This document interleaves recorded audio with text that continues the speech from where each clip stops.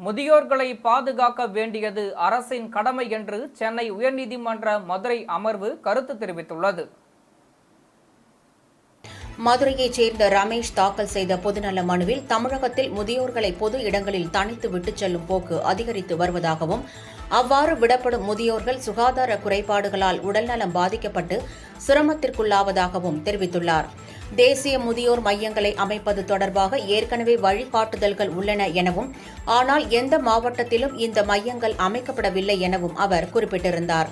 எனவே தமிழகத்தின் அனைத்து மாவட்டங்களிலும் தேசிய முதியோர் மையங்களை முறையாக அமைக்க உத்தரவிட வேண்டும் என்று அந்த மனுவில் அவர் கோரியிருந்தார். இந்த மனு உயர்நீதிமன்ற நீதிபதிகள் MS சுப்பிரமணியம், மரியக்லாட் அமர்வு முன்பு விசாரணைக்கு வந்தது. அப்போது வயதானவர்களை குறிவைத்து கொலை, கொள்ளை போன்ற குற்ற நிகழ்வுகள் அதிக அளவில் நடப்பது வேதனைக்குரியது எனவும், முதியோர்களை பாதுகாக்க வேண்டியது அரசின் கடமை எனவும் நீதிபதிகள் தெரிவித்தனர்.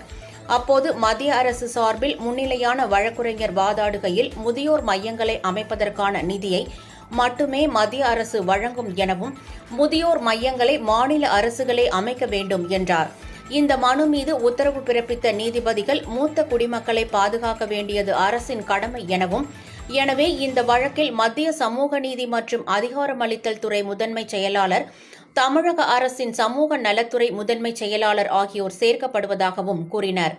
அனைத்து மாவட்டங்களிலும் தேசிய முதியோர் மையங்களை அமைக்க எடுக்கப்பட்ட நடவடிக்கைகள் குறித்து மத்திய மாநில அரசுகள் பதில் மனு தாக்கல் செய்ய வேண்டும் என்று கூறிய நீதிபதிகள் வழக்கு விசாரணையை 2 வாரங்களுக்கு ஒத்திவைத்தனர்.